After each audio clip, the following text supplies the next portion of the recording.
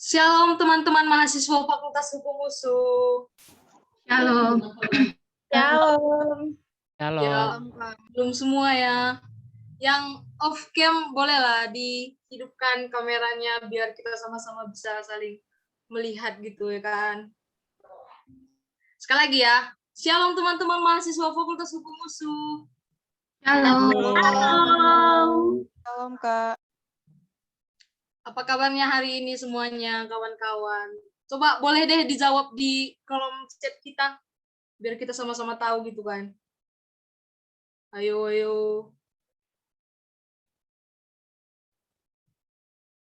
Ada yang mengatakan luar biasa, sukacita, puji Tuhan baik, kabar baik luar biasa. Lagi baik, aman-aman, guys. Aman ini dalam artian apa ini, Kak? Kabar baik, puji Tuhan luar biasa, fantastik. Yes, mantap. Nicholas mantap. Biasalah, luar biasa, guys, keren. Luar biasa, baik. Oke. Mantap ya, sepertinya memang baik-baik aja. Puji Tuhan baik, Kak. Oke. Apapun yang menjadi kondisi kita saat ini, mungkin kita merasa luar biasa, sukacita dan lain sebagainya yang telah teman-teman sampaikan di kolom komentar, mungkin yang belum menyampaikan juga. Itulah, apapun yang menjadi kondisi kita saat ini, walaupun teman-teman mungkin nggak menyatakannya di dalam forum ini gitu. Tapi kita bersyukur untuk semua hal itu, apapun keadaan kita gitu. Karena apa? Karena kita percaya Tuhan selalu menyertai kita. Bahkan sampai detik ini pun Tuhan selalu menyertai kita. Ada amin, kawan-kawan? Oh, diam sekali. Amin. Amin. Oke. Kita bersyukur bahwa pada saat ini kita boleh mengerjakan ibadah kampus kita yang pertama. Kita sudah lama tidak berjumpa secara virtual di ibadah kampus kita. Nah, untuk itu layaklah kita bersukacita, berbahagia karena kita berkumpul dengan saudara seiman kita. Untuk itu, mari kita ungkapkan rasa sukacita kita, rasa bahagia kita dengan bernyanyi hari ini kurasa bahagia.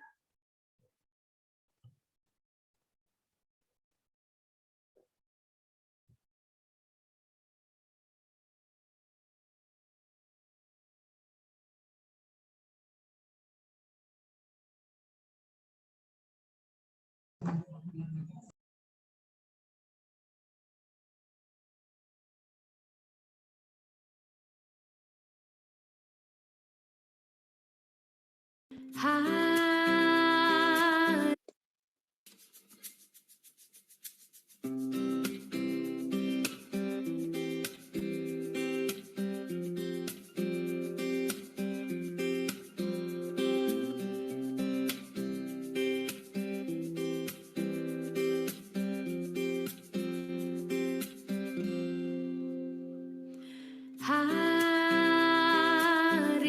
ini ku rasa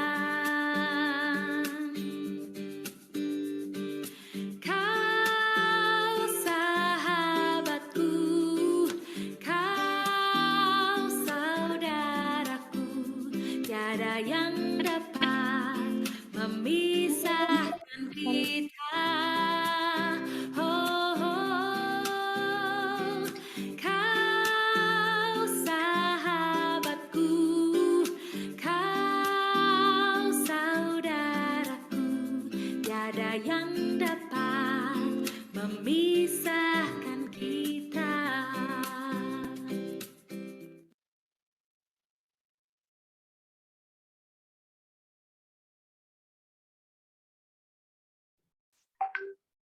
Saat ini kita satukan hati dan pikiran kita untuk memulai ibadah kita. Kita bersatu dalam doa. Bapa yang baik, Bapa yang bertahta di dalam kerajaan surga, terima kasih Tuhan Yesus untuk penyertaan Tuhan mulai dari pagi hingga sampai pada saat ini. Tuhan selalu menyertai kami dan kami boleh ada bertemu di room meeting ini untuk mengikuti kebaktian. Kami juga bersyukur untuk hal itu Bapa. Terima kasih Tuhan Yesus, sebentar lagi kami akan mulai ibadah kami. Tuhan yang memberkati agar dari awal sampai selesai ibadah ini dapat berjalan dengan baik dan dapat memuliakan nama Tuhan. Untuk jaringan, Tuhan yang memberkati agar dimanapun kami berada, jaringan kami tidak ada yang terkendala Bapak. Terima kasih Tuhan Yesus, dalam nama Tuhan Yesus kami berdoa. Amin. Saat ini kita akan membacakan Mazmur. MC akan membacakan untuk kita semua, yaitu diambil dari Mazmur 119 ayat 1 sampai dengan 5. Bahagianya orang yang hidup menurut Taurat Tuhan. Berbahagialah orang-orang yang hidupnya tidak bercela, yang hidupnya menurut Taurat Tuhan. Berbahagialah orang-orang yang memegang peringatan-peringatannya, yang mencari Dia dengan segenap hati, yang juga tidak melakukan kejahatan, tetapi yang hidup menurut jalan-jalan yang ditunjukkannya. Engkau sendiri telah menyampaikan titah-titah-Mu, supaya dipegang dengan sungguh-sungguh. Sekiranya hidupku tentu untuk berpegang pada ketetapan-Mu. Nah, dalam bacaan kita Mazmur 119 ayat 1 sampai dengan 5, pemazmur memberikan pandangan yang berbeda tentang kebahagiaan. Bagi pemazmur, kebahagiaan yang abadi bukanlah kebahagiaan yang didapat dari pekerjaan manusia. Namun kebahagiaan yang abadi, kebahagiaan yang sejati adalah pengalaman hidup kita bersama dengan Tuhan.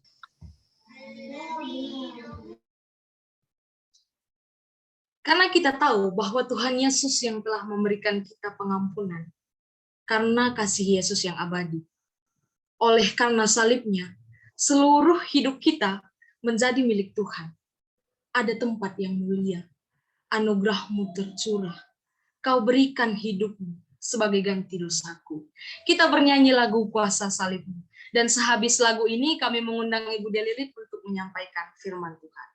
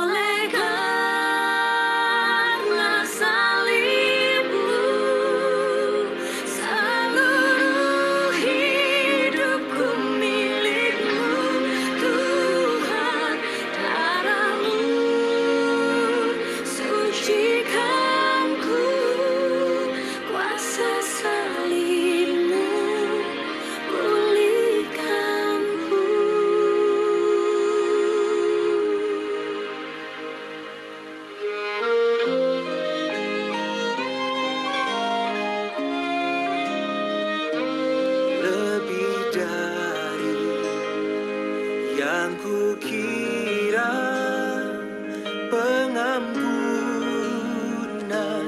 yang ku terima. Kasih Yesus yang abadi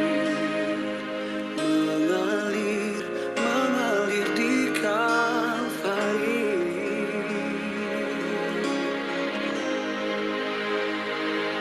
Oleh karena salibmu, seluruh hidupku milikmu.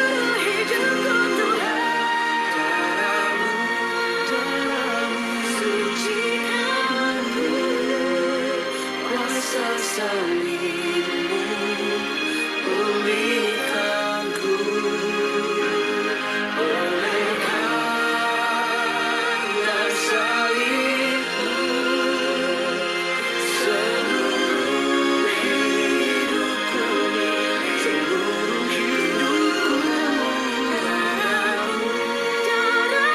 sucikanku, kuasa salibmu pulihkanku.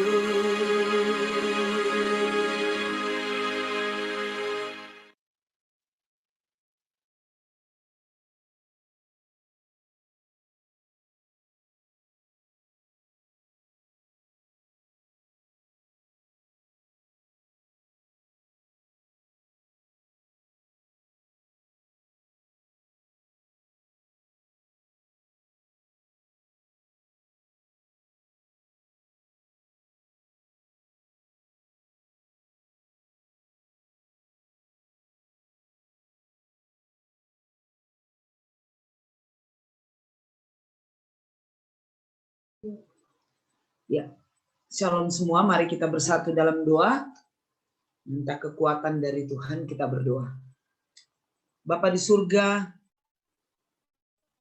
sungguh kami terkagum-kagum akan perbuatan-Mu yang ajaib ya Tuhan. Tanpa penyalipan-Mu, tanpa pengorbanan-Mu, tanpa iman kami kepadamu yang Tuhan kerjakan melalui pekerjaan Roh Kudus di dalam hati dan pemikiran kami akan tetap berada dalam kegelapan dan menjadi budak dosa. Tapi kami bersyukur dan memuji Tuhan karena Kau telah memanggil kami keluar dari kegelapan.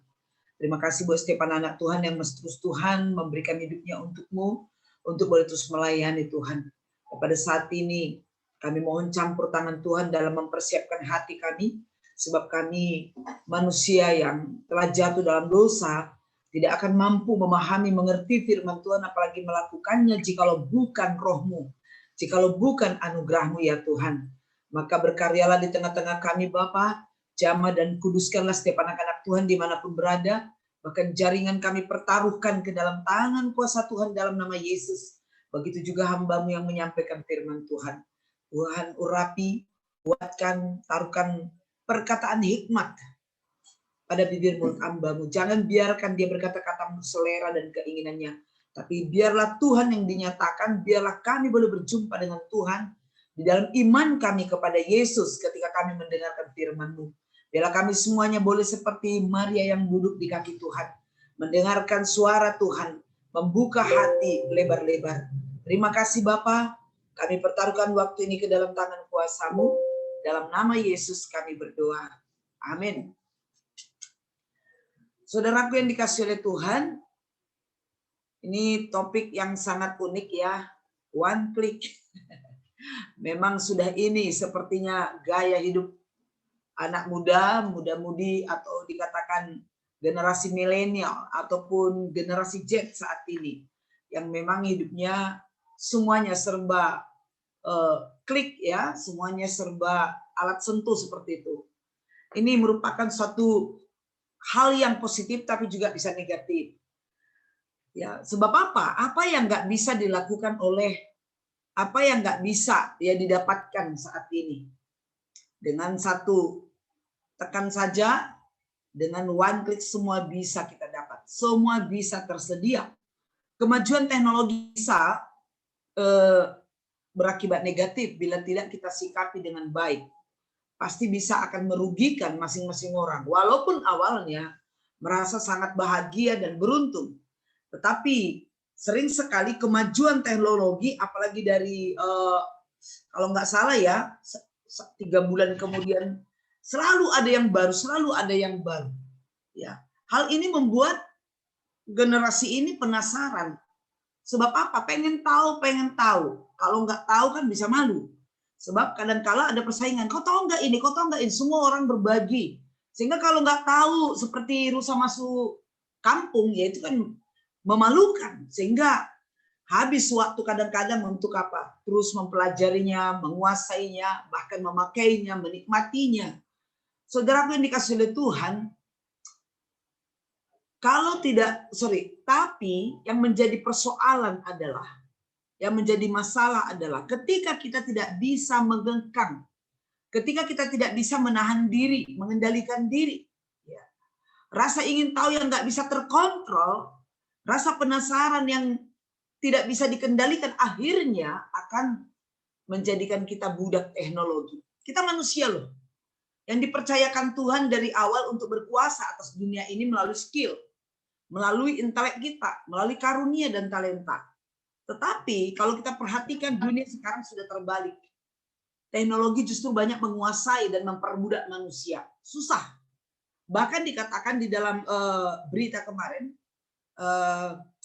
ada ratusan anak yang sudah dimasukkan ke rumah sakit jiwa. Kenapa? Karena nggak bisa lepas dari HP Android-nya.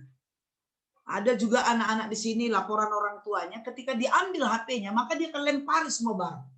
Sebab apa? Sudah dikuasai oleh teknologi. Pikirannya, hatinya hanya tertuju ke sana. Saudaraku yang dikasih oleh Tuhan, bisa kita perhatikan ya, saya bilang ini Taman Eden dunia dalam arti negatif ya. Ya, dalam arti yang negatif. Semua ada, semua tersedia, tinggal one click. Pasti adik-adik tahu ini. Saya tanya juga anak saya nih, kalau nggak tahu nyapuinnya apa. Tapi memang aku lihat banyak orang yang akhirnya apa? Dikendalikan dengan ini semua. Ada Bigo, ada Ome TV, ada TikTok ya. Ini semua ya ajang viral, dengan sekali posting bisa viral, terus jadi artis. Banyak yang kita lihat begitu. Sekarang bukan masalah cantiknya di kampung-kampung yang bagaimana bisa jadi viral, menghasilkan uang. Siapa dulu yang nyanyi orang Batak itu ya? Bukan yang Martina, siapa itu yang sambil jualan dia nyanyi. Ya, akhirnya jadi viral. Demikian juga ya banyak orang yang jadi pengen menjadi selebgram dan juga YouTuber. Ya karena berpikir ya bisa jadi menghasilkan uang. Tertipu semua ya. Kalaupun menjadi YouTuber, itu kan prosesnya lama. Anaknya harus cerdas. Kalau pas-pasan, tapi banyak anak-anak berjuang untuk ini. Bahkan mahasiswa juga. Apalagi yang cewek-cewek. Katanya cowok juga sudah mulai belanja online. Kenapa? Ada yang banyak ditawarkan di sana. Shopee, Lazada, Blibli, ya, Tokopedia, jual produk online. Bahkan cari promo-promo yang gratisan ongkirnya. Dan permainan-permainan yang sering sampai sekarang saya yakin banyak yang sudah dipermudah dengan Mobile Legends ya. Apalagi dengan ini ada hero-nya dan lain semuanya. Anak muda banyak. Tinggal klik terus. Barang datang, terbuka semua, pengharapan, penghiburan, untuk dia boleh melupakan masalah dengan permainan-permainan seperti ini. Nah, saudaraku yang dikasih oleh Tuhan, maka saya katakan tadi ini sudah menjadi apa? Taman Eden di dunia. Semua ada. Semua ada. Sama seperti di Taman Eden sana. Semua ada. Kalau ada 1000 pohon yang bisa dimakan, hanya satu yang dilarang. Berarti kan 999.000 buah pohon bisa dinikmati. Tapi yang satu itu nggak bisa dimakan, buah pohon yang ada di tengah taman itu. Artinya semua sudah ada. Manusia nggak perlu capek-capek.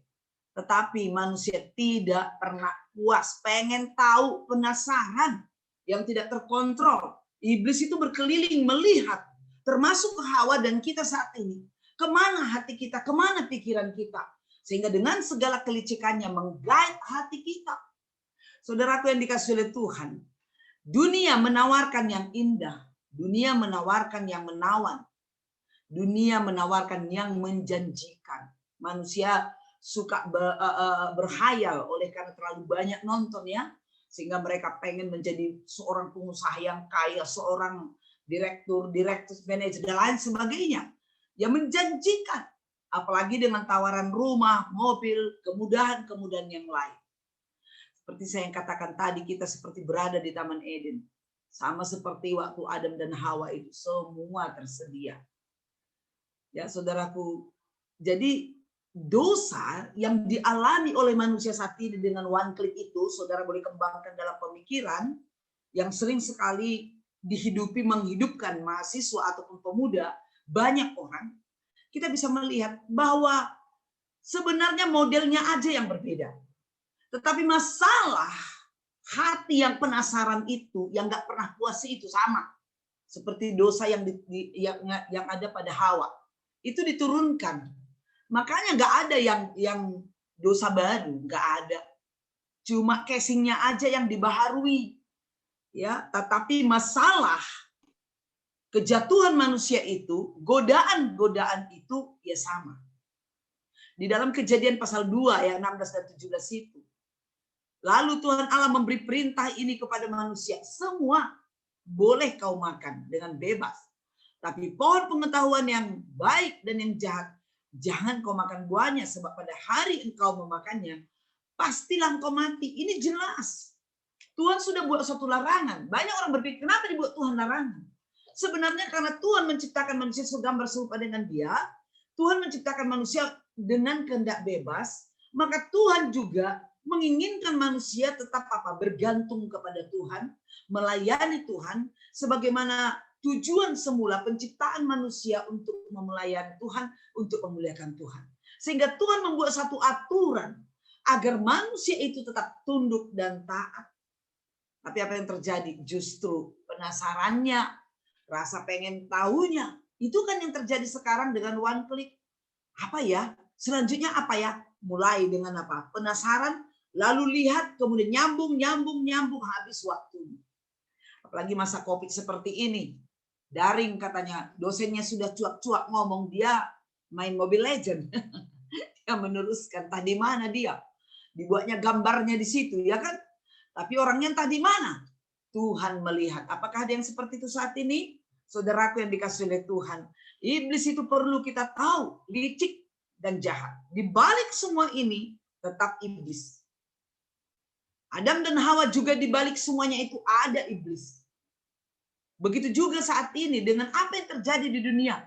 Dengan kemajuan teknologi, iptek semua. Saudara, bukannya membawa manusia takut sama Tuhan. Tapi coba perhatikan manusia semakin jauh sama Tuhan. Coba buka kembali bagaimana golongan-golongan, kelompok-kelompok tertentu. Misalnya seperti penganut humanisme dan lain sebagainya. Mereka bukannya semakin datang sama Tuhan. Tapi justru dengan memakai otaknya, mulai merekayasa bahwa memang Tuhan itu tidak ada.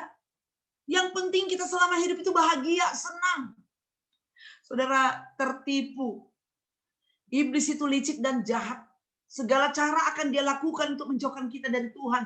Untuk menggagalkan program Allah. Untuk menggagalkan rencana Allah bagi dunia, bagi dirimu. Sebab Tuhan dikatakan dalam Efesus pasal 1 ayat 4 dan 5. Sebelum dunia dijadikan, Tuhan sudah memilih, menetapkan kita untuk menjadi alat dalam tangan kuasanya untuk dikuduskan. Begitu juga dia sudah menetapkan kita untuk menjadi anaknya. Tapi iblis gak suka dengan itu. Saudara yang dikasih oleh Tuhan, ada beberapa di sini yang menjadi pekerjaan iblis ya. Dia suka membutakan orang, membutakan mata rohaninya. Supaya mereka percaya bahwa tidak ada Tuhan sebenarnya situ. Supaya mereka percaya tidak ada Tuhan. Ya, banyak di antara kita sudah mulai mentuhankan Android. Mereka boleh berkata, di sini semua ada tersedia. Mau obat sakit apa ada, mau lucu-lucu obat stres ada, sehingga tidak perlu lagi ada Tuhan. Pekerjaan iblis itu menipu, memutarbalikkan firman Tuhan. Sehingga banyak sekali orang-orang tidak lagi percaya kepada Tuhan. Dengan alasan misalnya Allah itu kasih. Jadi ya semuanya harus kasih. Sehingga kita nggak perlu lagi untuk berjalan dalam kebenaran. Banyak juga orang memutarbalikkan, bahkan mengintimidasi. Kita sudah datang sama Tuhan, terus kita diintimidasi untuk kita jauh dari Tuhan. Menyamar menjadi malaikat terang. Hati-hati saudara, pengajar-pengajar sesat dan palsu juga banyak sekarang. Tawaran-tawaran mereka yang memudahkan orang untuk menjadi orang Kristen. Mereka menawarkan dengan segala cara supaya kita mengikuti dia, padahal puncaknya, ujung-ujungnya menyesatkan. Banyak orang sekarang pengen tempat-tempat ibadah yang full musik. Ya, ada yang dengan lagu-lagu ya yang heboh, jingkrak sana, jingkrak sini. Saudara yang dikasih oleh Tuhan, ya datanglah ke gereja ini, kita bisa menghilangkan stres. Memang sebentar hilang stresnya. Tetapi apakah itu yang Tuhan kehendaki? Beda loh pelayanan kampus. Pelayanan kampus, pelayanan intelek. Sehingga otak kita harus tunduk kepada firman. Perasaan kita tunduk, bukan hanya perasaan saja. Saudara, tapi iblis selalu berusaha mengacaukan. Ya, membuat kekacauan. Mengapa? Kenapa hal ini terjadi? Kenapa iblis sepertinya berkuasa dan berotoritas? Ini karena manusia sudah jatuh dalam dosa, saudara. Mulai dari kitab Kejadian pasal yang ketiga, ketika iblis mencobai manusia. Manusia tunduk kepada iblis sehingga mereka melakukan apa kata iblis, berontak kepada Allah, memakan buah pohon larangan itu. Sehingga itu awal ataupun awal di mana manusia di dalam Yesaya 59 ayat 2 ini terpisah dari Allah. Ada jurang pemisah yang nggak bisa diseberangi. Yaitu apa? Dosa dan kejahatan. Kenapa dikatakan dosa dan kejahatan? Kita lihat berikutnya. Di dalam Efesus pasal 2 ayat 1 sampai 3 membuktikan bahwa manusia itu sudah menjadi budak dosa.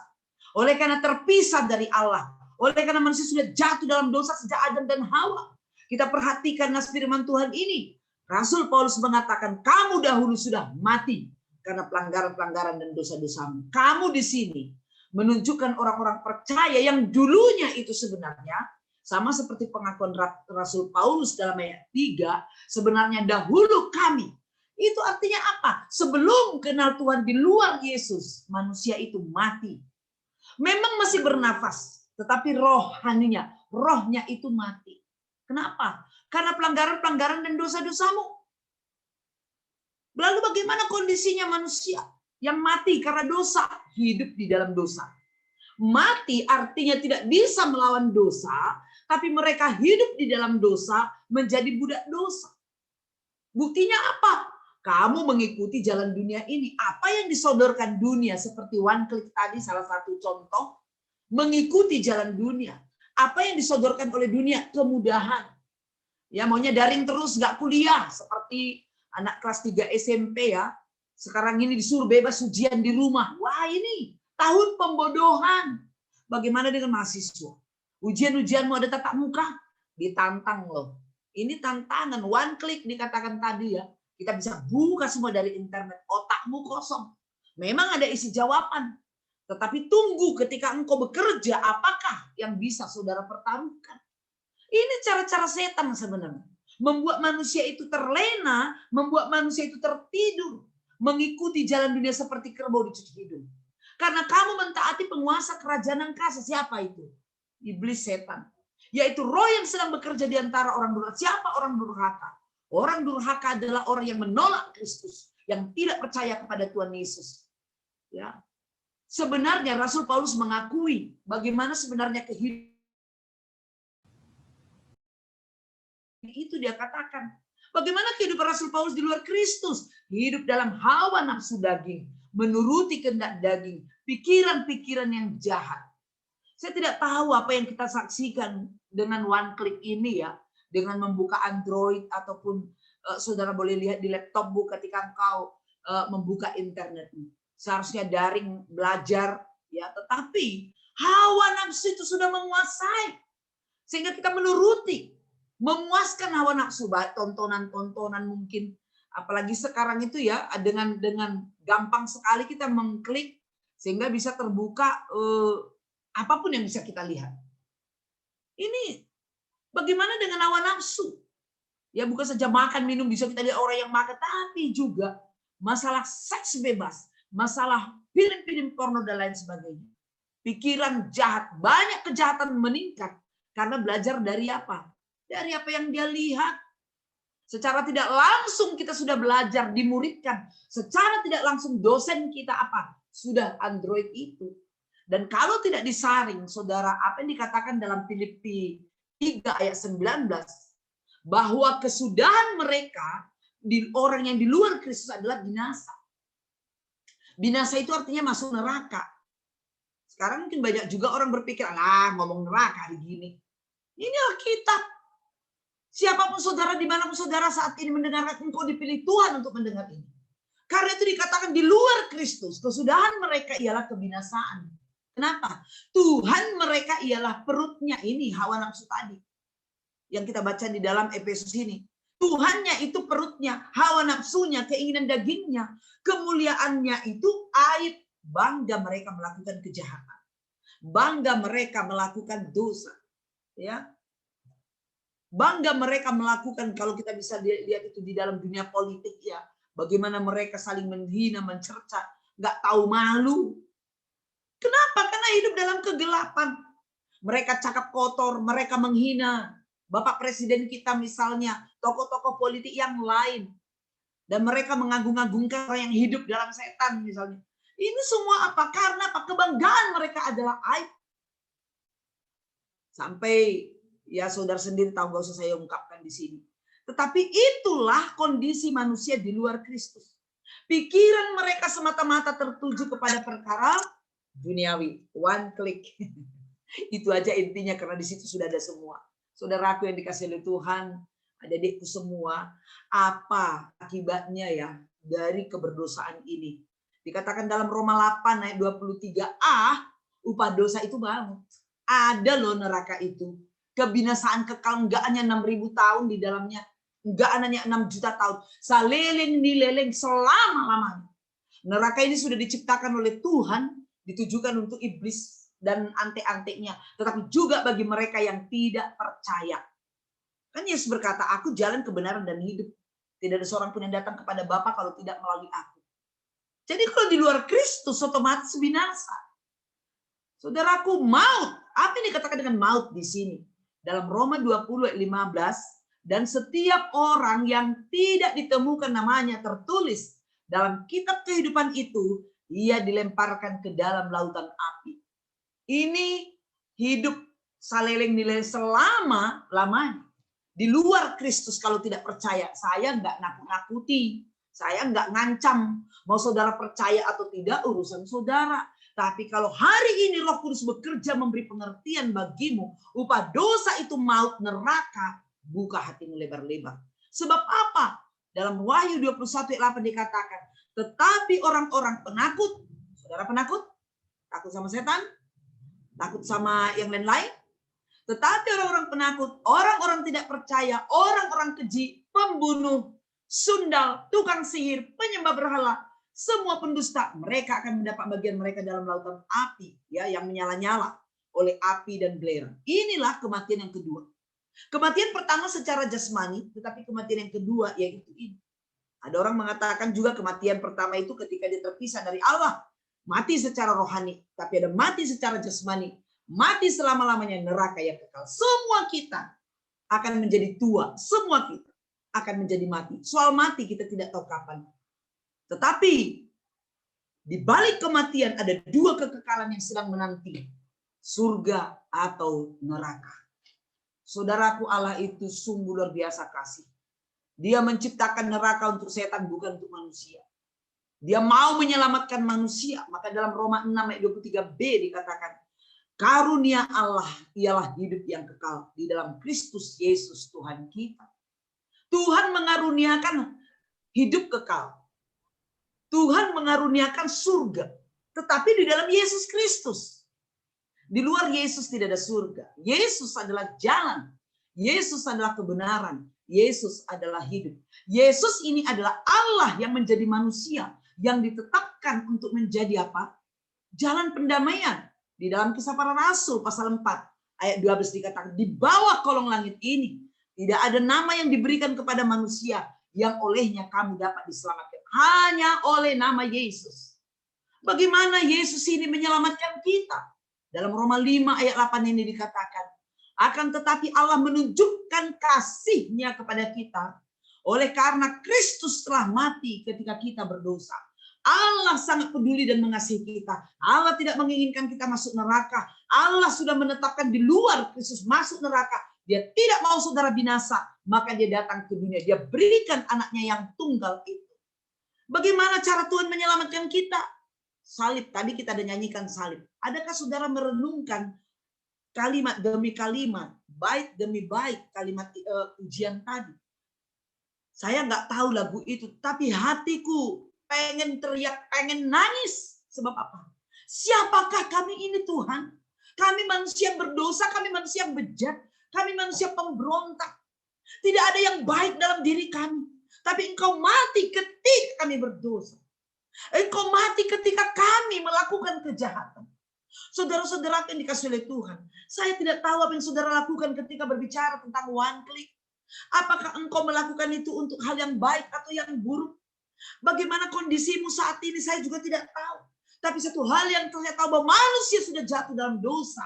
Manusia budak dosa. Manusia menghambakan diri kepada setan. Pikiran kita sia-sia, perasaan kita tumpul. Keinginan hanya ingin memuaskan hawa nafsu. Dan upah dosa itu adalah maut. Tapi Allah yang begitu kasih adanya. Dalam Yohanes 3 ayat 16 dikatakan.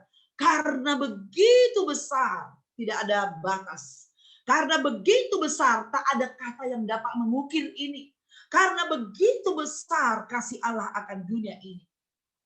Sehingga dia memberikan, menganugerahkan, mengaruniakan anaknya yang tunggal. Untuk apa saudara? Untuk disalibkan. Salib itu lambang kutuk, terkutuklah orang yang disalib. Yang terkutuk itu saudara dan saya. Kitalah orang-orang terkutuk itu. Karena kita telah jatuh dalam dosa. Tetapi Yesus dijadikan kutuk karena kita. Kepadanya ditimpakan semua dosamu, dosaku yang dulu, sekarang, selama kita hidup di muka bumi ini. Semua dosa itu ditimpakan kepada sekali untuk selama-lamanya. Betapa hebatnya kasih-Nya. Seharusnya saudara dan saya menjalani hukuman dosa. Tetapi karena kepada Yesus ditimpakan, maka Yesuslah yang mengalami penghukuman itu dengan salib. Kita tahu semua saudara boleh baca, buka internet bagaimana sebenarnya penyaliban itu. Bahwa salib itu sebenarnya bentuk hukuman yang sangat sadis dan mengerikan bagi orang Romawi. Dan orang yang disalib itu adalah orang yang pendosa berat yang tidak ada ampunnya. Oleh karena itu pendosa berat ini harus diarak keliling kampung di mana dia akan disalibkan. Supaya diberi kesempatan kepada masyarakat melampiaskan kemarahan, melampiaskan cacian makian. Apakah Yesus berdosa? Apa yang sudah diperbuat Yesus? Dia hanya menyatakan cinta kasih-Nya. Dia tinggalkan surga hanya untuk membebaskan kita. Pernahkah dia menyakiti hatimu? Atau kita baca Alkitab, adakah hal-hal yang dilakukannya oleh karena kejahatan? Dia tidak berdosa namun dijadikan dosa. Dia rela menanggung penghinaan hukuman yang seberat itu seperti seekor anak domba yang dibawa ke pembantaian. Dia rela menanggung kehinaan itu karena cintanya kepadamu. Karena kasih-Nya kepadamu yang begitu besar. Dia nggak peduli dengan dirinya dia. Sekalipun dia berdoa, jauhkanlah cawan ini daripadaku, sampai 3 kali dia berdoa. Tapi bukan kehendakku, melainkan kehendakmu, ketundukan dan ketaatan. Oleh karena Allah mengasihimu, dia menyerahkan anaknya mati bagimu. Apakah engkau menganggap sepi kekayaan kasih dan kemurahan Tuhan?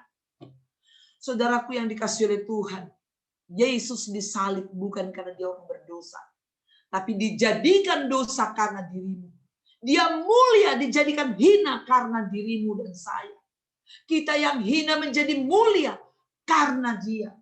Saudaraku yang dikasihi oleh Tuhan, saat ini, maukah saudara membuka hati dan menerima kasih Tuhan? Maukah saudara membuka hati dan menerima dia sebagai Tuhan dan juru selamat pribadimu? Kalau ada yang berkata iya, apa yang harus kita lakukan? Dalam Yohanes pasal 1 ayat 12. Ada 2 kata kerja. Menerimanya, percaya dalam namanya. Tapi kalau kita baca nats ini, maka yang pertama sekali kita harus percaya dalam namanya.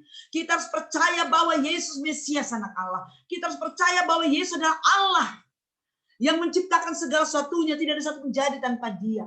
Dia Allah yang suci dan kudus, pribadi kedua dari Allah Tritunggal, yang diserahkan bagimu dan bagiku untuk mati. Dan lalu ketika Dia mati, disalib, Dia bangkit pada hari yang ketiga. Maukah engkau menjadikan Dia sebagai Tuhan dan Juru Selamatmu? Tetapi semua orang yang menerimanya diberinya kuasa supaya menjadi anak-anak Allah, yaitu mereka yang percaya dalam namanya. Apa yang terjadi? Kalau kita percaya dan menerima Yesus, kita dimateraikan dengan Roh Kudus, Efesus 1:13-14. Di dalam Dia kamu juga ketika kamu percaya mendengarkan firman kebenaran, yaitu Injil keselamatanmu. Di dalam Dia, dalam Yesus, kamu juga. Karena kamu, ketika kamu percaya dimateraikan dengan Roh Kudus yang dijanjikannya itu. Dan Roh Kudus itu adalah jaminan. Bagian kita sampai kita memperoleh seluruhnya, yaitu penebusan yang menjadikan kita milik Allah. Ini sangat luar biasa. Saudaraku yang dikasih oleh Tuhan, dikatakan kalau percaya dimateraikan dengan Roh Kudus. Roh Kudus dalam Galatia 4:6, karena kamu adalah anak, percaya dan menerima tadi jadi anak nih, jadi anak Tuhan. Karena kamu adalah anak, maka Allah menyuruh roh anaknya ke dalam hati kita. Kita disahkan menjadi anak Allah, bukan tamu, bukan yang lain, tapi anak Allah, sehingga kita berseru, ya Aba, ya Bapa. Karena roh Allah sudah ada kita, tadi roh kita mati oleh karena pelanggaran dan dosa. Begitu kita percaya menerima Yesus, roh Allah masuk dalam hati kita, sehingga menghidupkan roh kita untuk kita boleh kembali bersekutu, berkomunikasi dengan Tuhan. Dalam Roma 8 ayat 16-17, roh yang ada pada kita, Roh Kudus itu bersaksi bersama dengan roh kita bahwa kita adalah anak-anak Tuhan. Jadi kalau ada di antara saudara sudah percaya tapi ragu, apakah aku anak Tuhan? Apakah aku sudah selamat? Coba perhatikan, adakah roh Tuhan bersaksi? Ketika roh Tuhan bersaksi dalam diri kita, satu hal buktinya, gak suka berdosa. Gak suka lagi klik-klik yang lain. Dia hanya mau mengklik sesuatu yang berguna, membangun dirinya, membangun intelektualnya. Dia hanya suka untuk apa? Hal-hal yang positif. Dia tahu membedakan yang baik dan yang buruk dan menolak yang jahat. Karena roh Allah sudah ada pada kita. Dalam Roma 8 ayat 17 ini dikatakan, dan jika kita adalah anak, maka kita juga ahli warisnya loh. Maksudnya orang-orang yang berhak menerima janji Allah. Jangan asal nyanyi, ku terima janji Allah. Kita ini pemilik janji Allah, berhak menerimanya. Apa sih janji Tuhan? Baca Alkitab. Berdoalah dengan memegang janji itu beriman. Tuhan akan genapi. Masalah pekerjaan, masalah teman hidup, masalah sakit penyakit, orang tua, keluarga, pegang janji Tuhan. Orang yang tinggal dalam aku dan firmanku tinggal dalam dia, minta apa saja kata Tuhan. Ini janji Tuhan, berhak menerima janji Allah. Yang akan menerimanya bersama-sama dengan Kristus. Yaitu jika kita mau juga hidup seperti Kristus. Saudaraku yang dikasihi oleh Tuhan, orang yang percaya dan menerima Yesus, kehidupannya yang lama itu sudah berlalu. Otak-otaknya, hati dan pikirannya yang hanya klik memuaskan hawa nafsu daging berhenti, stop. Ketika dia percaya dan menerima Yesus. Semua itu sudah berlalu. Yang lama sudah berlalu, yang baru sudah datang. Mengapa? Karena ketika orang percaya dan terima Yesus, dia adalah ciptaan baru. Kita sudah dilahirkan kembali. Menjadi ciptaan baru di dalam Kristus Yesus. Saudaraku yang dikasihi oleh Tuhan. Maka orang-orang yang sudah percaya dan menerima Yesus menjadi alat yang luar biasa. 1 Yohanes 5:5 dikatakan, siapakah yang mengalahkan dunia? Tawaran-tawaran tadi. Siapakah yang mengalahkan dunia? Taman Eden dunia tadi. Siapakah yang mengalahkan dunia? Hawa nafsu daging tadi. Penipuan setan tadi, kelicikan setan tadi, iblis tadi. Siapakah yang mengalahkan dunia selain daripada dia yang percaya bahwa Yesus adalah anak Allah. Hari ini jika saudara percaya dan menerima Yesus sebagai Tuhan dan Juru Selamatmu, engkau dimateraikan dengan Roh Kudus, maka janji Allah ini milikmu, mengalahkan dunia. Kita nggak lagi budak setan, kita nggak lagi budak iblis. Adakah di antara saudara menjadi budak hawa nafsu? Sehingga dia selalu masturbasi, onani, baca film-film porno, buku porno. Adakah di antara saudara yang nggak suka wanita, dia hanya suka sejenisnya? Atau adakah wanita juga menyukai sejenisnya? Ini kan jenis-jenis dosa yang ada dari Sodom dan Gomora. Ada juga zaman ini. Jikalau ada saudaraku yang dikasih oleh hari ini bertobat. Adakah di antara saudara menjadi budak dosa Mobile Legend? Adakah saudara menjadi budak dosa oleh karena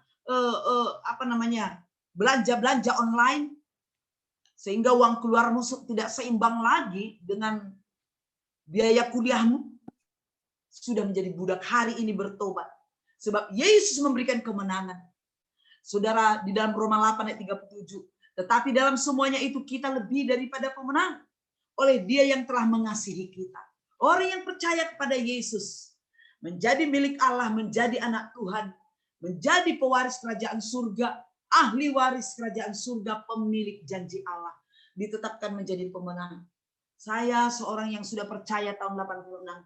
Sebelum saya percaya di luar Kristus, hidup saya sia-sia, saya tidak mengerti arti dan tujuan hidup.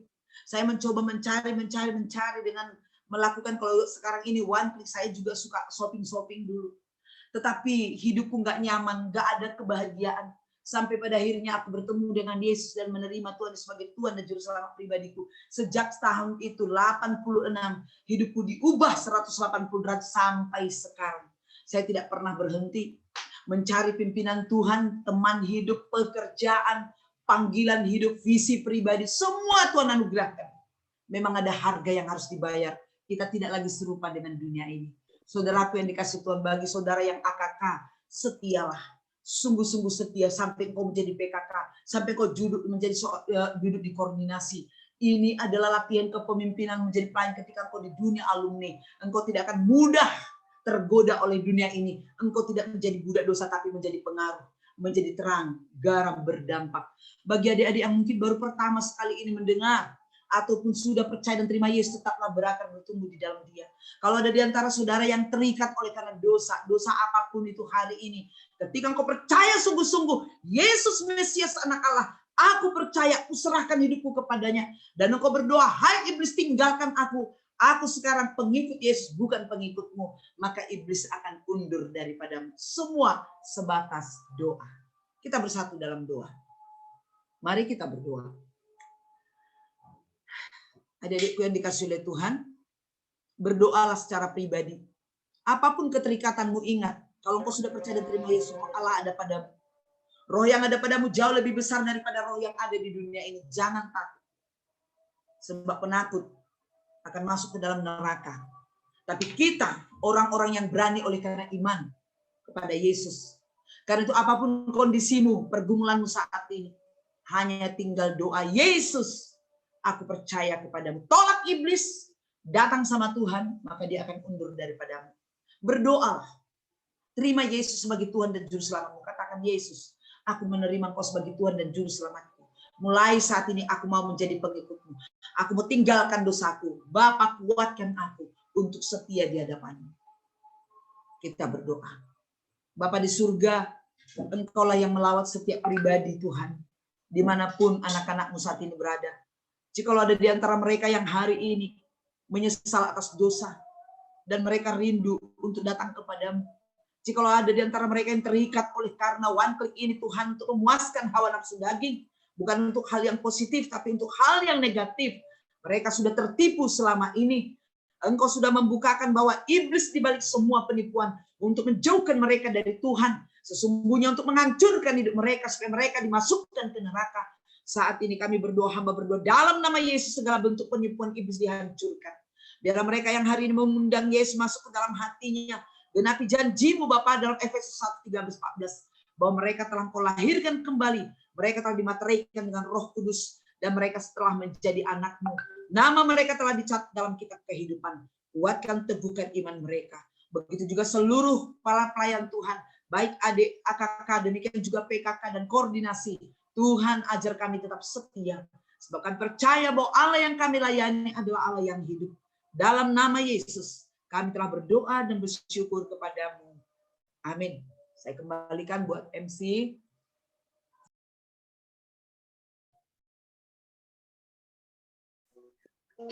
Baik, terima kasih banyak Bu untuk firman yang boleh Ibu Delit sampaikan. Dan biarlah firman Tuhan yang telah dibagikan kiranya memberkati kita semua. Saat ini kita akan memberikan persembahan kita Firman Tuhan yang mendasari persembahan kita diambil dari 2 Korintus 9 ayat 7. Hendaklah masing-masing memberikan menurut kerelaan hatinya. Jangan dengan sedih hati atau karena paksaan. Sebab Allah mengasihi orang yang memberikan dengan sukacita. Amin. Saat ini kita akan mengumpulkan persembahan. Teman-teman dapat memberikan persembahan teman-teman melalui rekening dan lain sebagainya seperti yang telah tertera di share screen layar Zoom kita. Dan sembari kita mengumpulkan persembahan, kita bernyanyi lagu Bawa Persembahan. Dan MC juga mengingatkan agar mengisi angket yang telah dibagikan di kolom chat.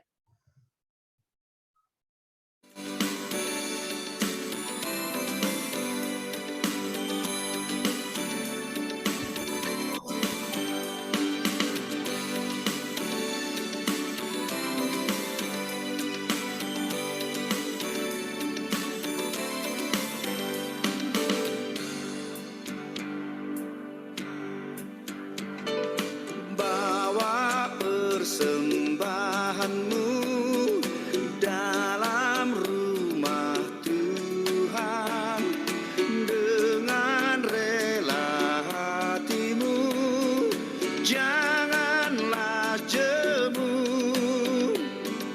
Bawa persembahanmu, bawa dengan suka, bawa persembahanmu, tanda sukacitamu, bawa persembahanmu, ucaplah syukur. Rahmat Tuhan padamu tidak tertandingi oleh apa saja pun dalam dunia. Kasih dan karunia sudah kau terima. Bawa persembahanmu, tanda sukacitamu, bawa persembahanmu, ucaplah syukur.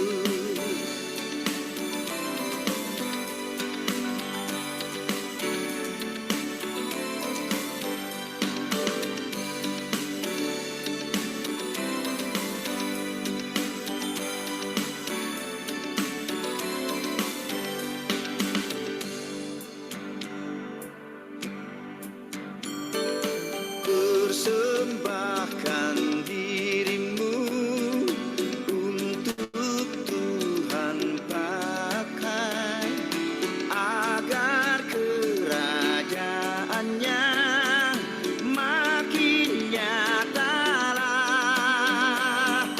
Damai dan sejahtera diberikan Tuhan.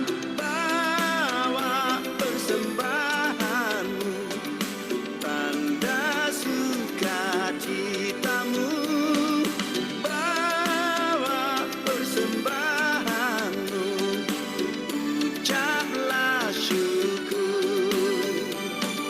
Bawa persembahanmu, tanda sukacitamu, bawa persembahanmu, ucaplah syukur, ucaplah syukur.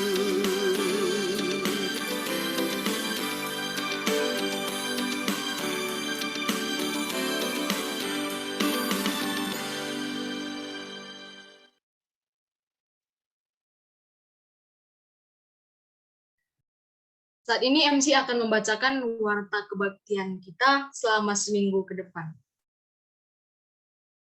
Untuk operator, boleh tampilkan warta kebaktian kita. Nah, Ini ya, yang pertama ada pertemuan PKK pertama, itu Sabtu 20 Maret 2021 pukul 13 WIB.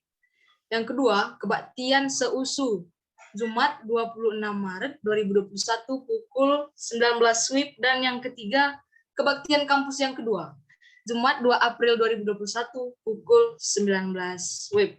Demikianlah warta kebaktian kita pada hari ini, kiranya kita tetap mendoakan dan menghadirinya. Baiklah teman-teman,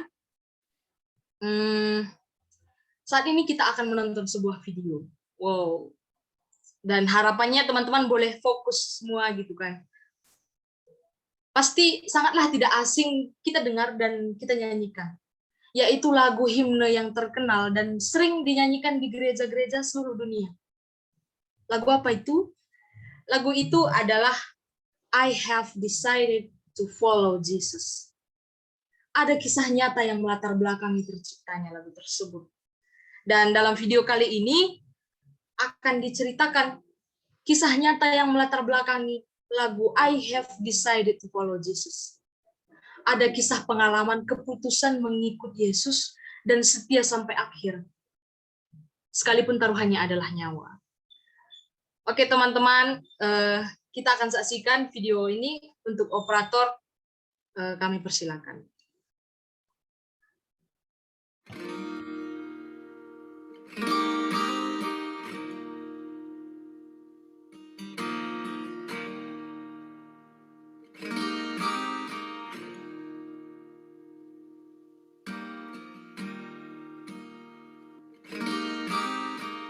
There's a true story of a small village in India.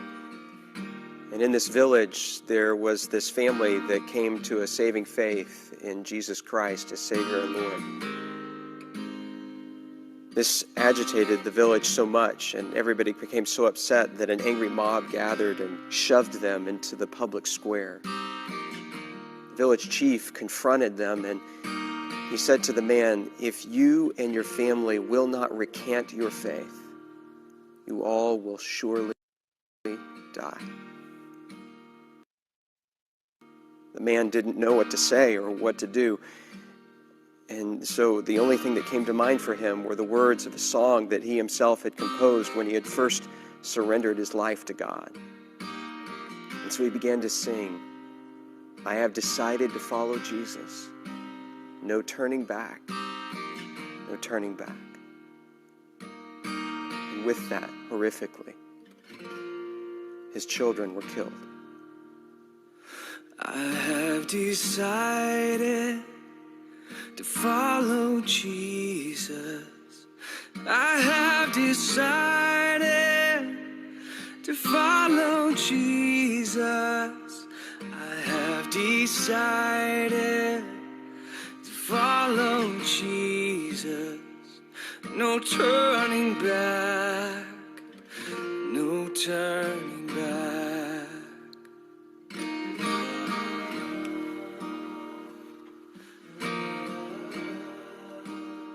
He was given another chance, this time with his wife's life on the line.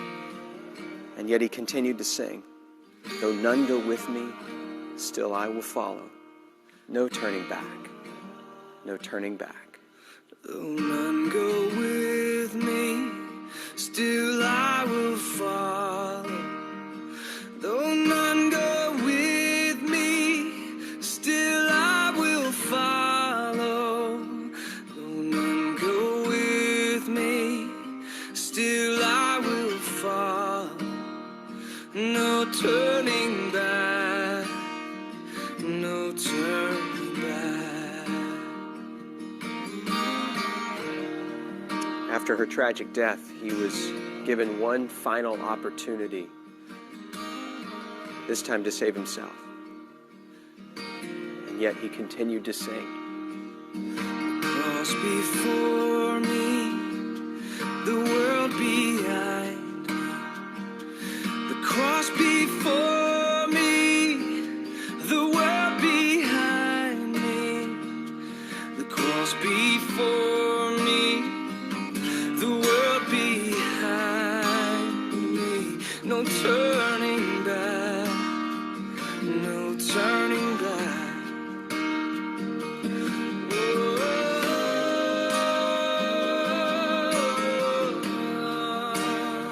even though that man and his family died on that day, something remarkable happened. A seed was planted in the heart of that village chief, a seed that began to grow over time, and eventually he called the community together in that very same neighborhood, in that very same square, and he renounced his former faith and declared his allegiance to Jesus Christ. And a celebration broke out in that moment, and the gospel began to flourish and to grow in that community, not just in that village, but across the whole region, because they had seen real faith, and they knew the true character of God because of a family that believed and sacrificed, even under the penalty of death. No turning back.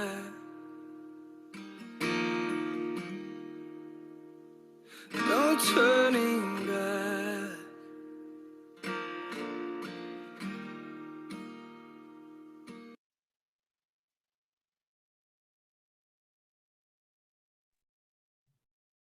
Baik,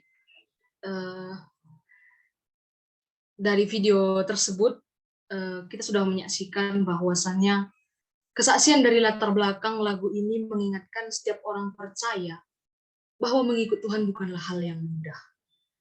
Satu benih yang mati menghidupkan jutaan benih lainnya. Akan ada banyak tantangan, bahkan melibatkan nyawa sekalipun. Tetapi keteguhan iman dan pengharapan selalu menolong setiap orang percaya untuk tetap percaya. Tantangan dalam setiap zaman bisa saja berbeda-beda. Tetapi prinsipnya adalah tetaplah kuat berpegang pada iman kita kepada Yesus. Kiranya kita dimampukan untuk tetap memegang teguh iman kita kepada Tuhan hingga Ia mendapati kita setia sampai akhir hidup kita. Amin. Dan saat ini saya mengundang teman-teman semuanya untuk kita menyatakan komitmen kita dengan kita menyanyikan kembali lagu I Have Decided to Follow Jesus. Dan selepas lagu ini, saya mengundang Ibu Dea Lilit untuk menutup ibadah kita dengan doa.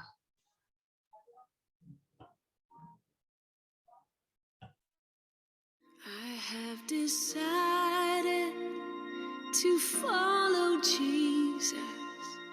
I have decided to follow Jesus. I have decided to follow Jesus. No turning back, no turning back. The world behind me, the cross before. Yes, the world behind me, the cross before me. The world behind me, the cross before me.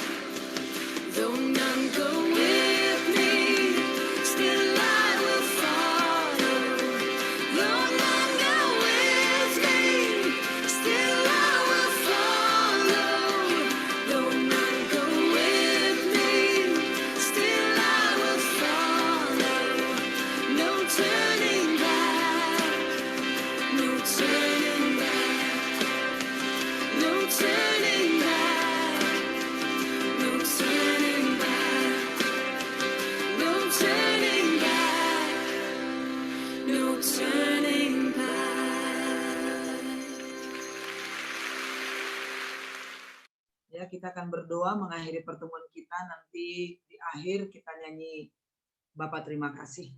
Kita berdoa. Oh Tuhan, sungguh kami terkagum-kagum dengan perbuatan Tuhan.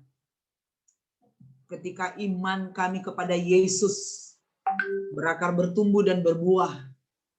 Ketika iman itu terus dilatih, diuji dan teruji, maka akan ada perbuatan-perbuatan Tuhan yang besar melalui kehidupan kami.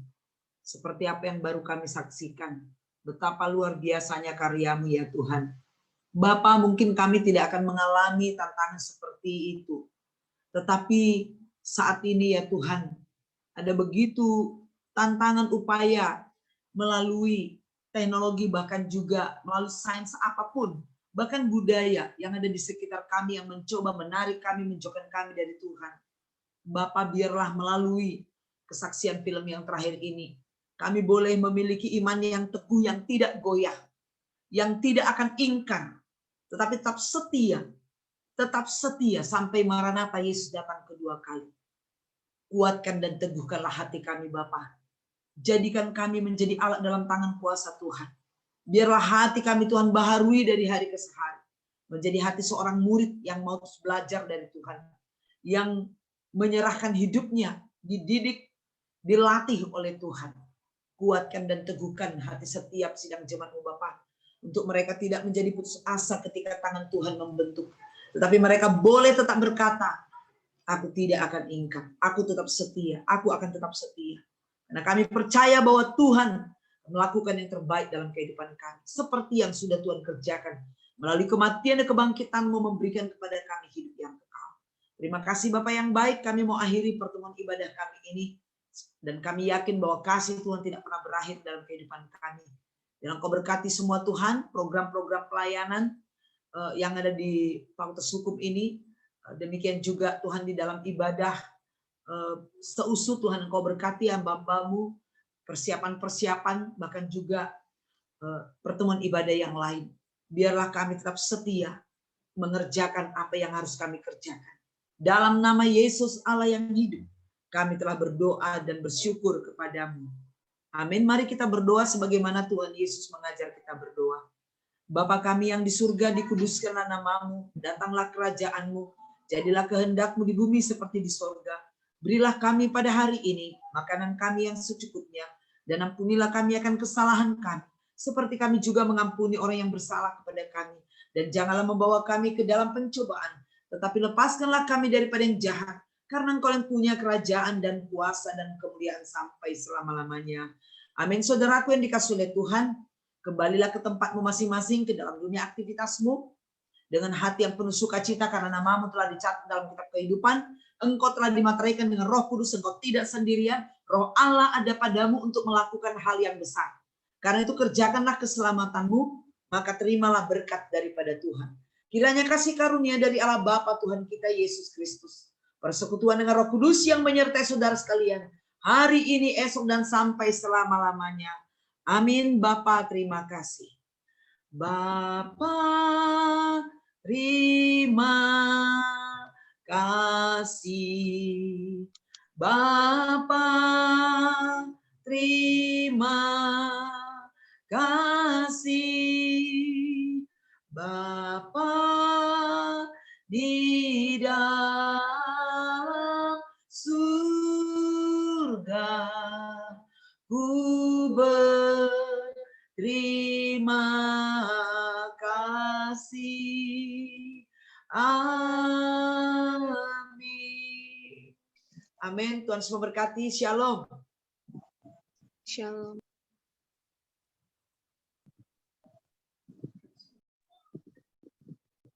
Shalom Ibu. Terima kasih banyak kami ucapkan kepada Ibu dan Lilit, dan terima kasih juga kami ucapkan kepada teman-teman semua yang telah mengikuti ibadah kita saat ini. Dan kami tetap mengingatkan untuk jangan lupa hadir kembali di ibadah kampus kita yang selanjutnya. Dan teman-teman jangan lupa isi angket ya yang ada di kolom chat. Dan sekarang bolehlah ya kameranya dihidupkan semua karena kita akan foto bersama. Ayo teman-teman, hidupkan kameranya, rapikan rambutnya. Tunjukkan senyum termanis kamu. Ya, mana tahu dari sini dapat ya kan deh. Ayo, on cam semuanya kawan-kawan. Ya, hampir semuanya ya. Oke, kepada operator, silakan screenshot senyum termanis. Yuk. Siap ya. Ada 3 slide, jadi 3 kali. Untuk slide yang pertama ya. 1, 2,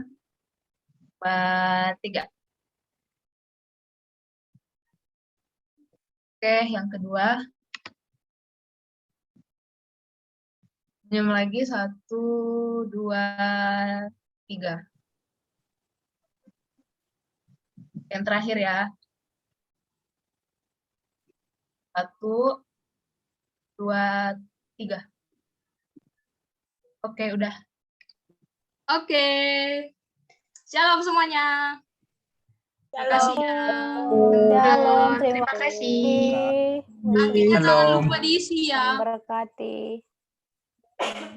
Dadah.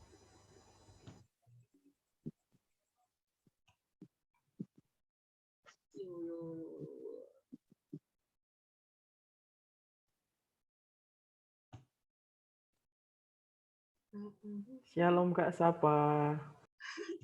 Shalom Mang Aril. Yang tinggal di sini pasti mau menggibah.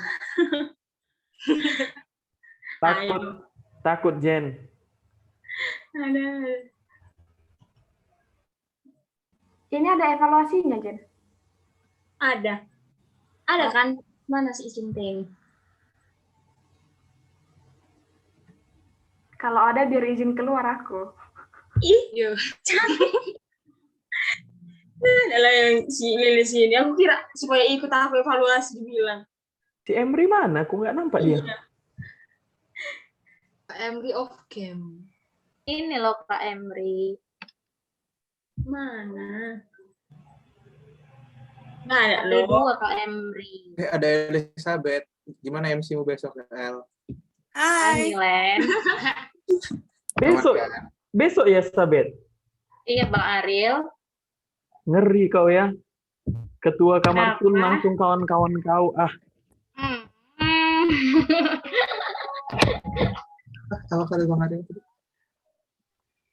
Yang Apa? mau evaluasi boleh di sini dulu ya. Jangan live dulu. Ini evaluasinya gimana, Em? Izin. Aku terserah lah. Siapa tuh? Terserah lah kata Bang itu.